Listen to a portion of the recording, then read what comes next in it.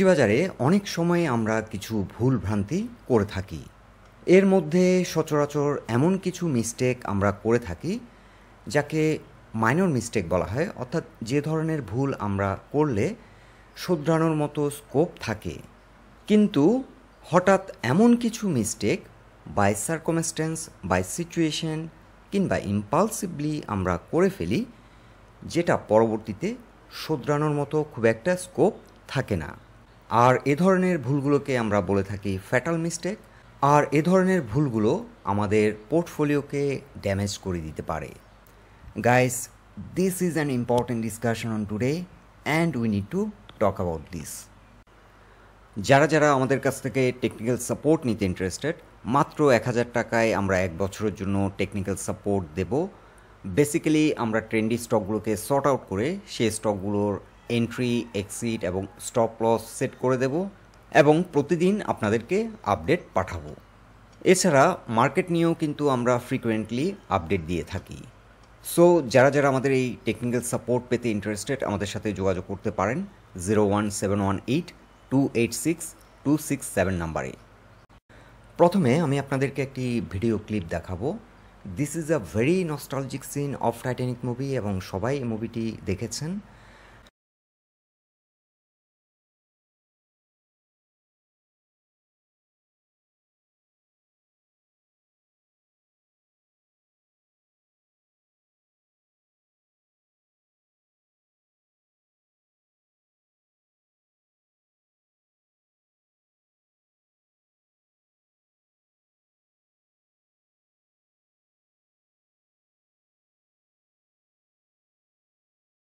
Think about Dhaka Stock Exchange. It has been like the sinking ship of Titanic movie. আর আপনি যদি এ ধরনের একটি সিচুয়েশনে পড়েন, এখানে সবচেয়ে যে ইম্পর্টেন্ট বিষয় সেটি হচ্ছে positioning. Just look at this lovely couple. তারা কিন্তু একটি বিষয়ে ফোকাস করছে, সেটা হচ্ছে তাদের পজিশনিং। আর যারা র্যান্ডমলি ছোটাছুটি করছে তারা কিন্তু রক্তাক্ত হচ্ছে। রিসেন্টলি আমি অনেক ইনভেস্টরদের সাথে কথা বলেছি এবং কারো কারো বক্তব্য ছিল এই মার্কেট ক্রাশের সময় র্যান্ডমলি শেয়ার বাই সেল করতে গিয়ে তারা বড় ধরনের ক্ষতির শিকার হয়েছেন। সো মাঝে মাঝে বাই সার্কমস্ট্যান্স মার্কেট থেকে নিজেকে কিছুটা দূরে সরিয়ে রাখা অনেক ওয়াইজ। বেসিক্যালি আমি যেটি বলতে চাইছি, মার্কেট যখন একেবারেই আপনার ফেভারে থাকে না, তখন মার্কেট থেকে নিজেকে ডিটাচ করে মার্কেট কিছুদিন না দেখাটাই বেটার। আপনি যে স্টকটি লস সেল করে দিচ্ছেন, মার্কেট ভালো হলে হয়তো ওই স্টকটি আপনার কেনা দাম থেকেও 20% বাড়তে পারে। ডিউরিং মার্কেট ক্রাশ এটি হতে পারে নিজেকে প্রোটেক্ট করার জন্য, নিজেকে সেফগার্ড করার জন্য একটি গুড স্ট্র্যাটেজি, অর্থাৎ নিজের পজিশনটাকে সুরক্ষিত রাখা। দ্বিতীয়ত, মার্কেট যখন কুল ডাউন হবে তখন আপনি ঠান্ডা মাথায় চিন্তা করবেন আপনি যে যে স্টকে পজিশনিং নিয়েছেন সে স্টকগুলি রাইট স্টক কিনা।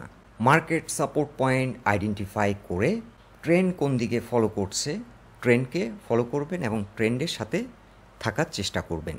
এরপর মার্কেট সাপোর্ট কোন পয়েন্টে পাচ্ছে সেটিকে ভালোভাবে অ্যাসেস করার চেষ্টা করবেন এবং ট্রেন্ডের সাথে থাকার চেষ্টা করবেন এবং সেই অনুযায়ী আপনার যদি কিছু চেঞ্জ করতে হয় আপনি গ্র্যাজুয়ালি চেঞ্জ করবেন এবং অ্যাট এ টাইম আপনি চেঞ্জ করতে যাবেন না, ধাপে ধাপে চেঞ্জ করবেন।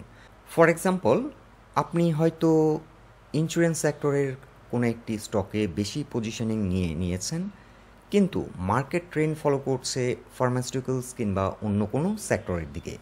এক্ষেত্রে আপনার রাইট স্ট্র্যাটেজি হবে ধাপে ধাপে যে সেক্টরের দিকে মার্কেট প্লে করছে, যেদিকে ট্রেন্ড ফলো করছে সেদিকে ধাপে ধাপে শেয়ারগুলোকে কনভার্ট করে নেওয়া। অ্যাট এ টাইম একদিনে সবগুলো স্টক কনভার্ট করতে যাবেন না। ধরুন জেনারেল ইন্স্যুরেন্স সেক্টরের কোনো একটি স্টক আপনার আছে 10,000 কোয়ান্টিটি, প্রতি উইকে 2-3 হাজার করে ধাপে ধাপে আপনি চাইলে কনভার্ট করতে পারেন। অর্থাৎ মার্কেট ট্রেন্ড যেদিকে ফলো করছে ট্রেন্ডের সাথে থাকার চেষ্টা করবেন।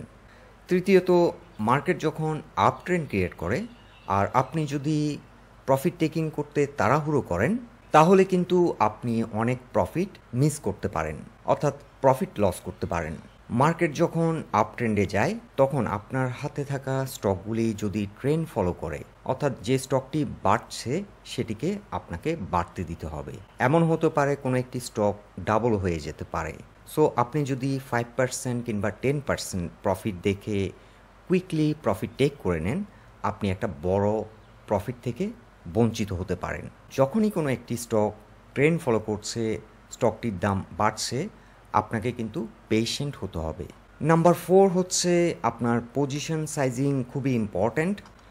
প্রিভিয়াসলি আমি যে ধরনের মিস্টেক করেছি, 2-3টি স্টকে ম্যাক্সিমাম মানি ইনভেস্ট করে রাখতাম এবং বেশিরভাগ সময় দেখা যেত মার্কেট থেকে আমি ভালো রিটার্ন পাচ্ছিলাম না। ইভেন দো মার্কেট আপ ট্রেন্ডে রয়েছে, আমি একটা ভালো রিটার্ন থেকে বঞ্চিত হচ্ছি। এক্ষেত্রে গুড স্ট্র্যাটেজি হবে পারফর্মিং সেক্টরগুলোকে আইডেন্টিফাই করা এবং ব্যালেন্সড ওয়েতে 4-5টি সেক্টরে ইনভেস্ট করা। আর এই স্ট্র্যাটেজিটি আপনি যদি ফলো করেন, সেক্ষেত্রে সিগনিফিক্যান্ট রিটার্ন না আসলেও আপনি কিন্তু হেলদি একটা রিটার্ন মার্কেট থেকে পাবেন। আমাদের 5 নাম্বার টিপসটি হলো র্যান্ডমলি লোকজনের সাথে ক্যাপিটাল মার্কেট নিয়ে ডিসকাস না করা। আপনি যত বেশি লোকজনের সাথে ডিসকাস করবেন, তত বেশি নিউ আইডিয়া পাবেন, আর যত বেশি আইডিয়া পাবেন আপনি তত বেশি কনফিউজড হবেন। Just try to focus on your action plan and strategies and stick to it. বন্ধুরা, এটাই ছিল আজকের বক্তব্য। আলোচনাটি যদি আপনাদের ভালো লেগে থাকে অবশ্যই পোস্টটিকে লাইক দিন, আর আপনাদের গুরুত্বপূর্ণ মতামতগুলো আমাদেরকে কমেন্ট বক্সে শেয়ার করুন। সবাই সুস্থ থাকুন, ভালো থাকুন। আজকের মতো এখানেই বিদায় নিলাম।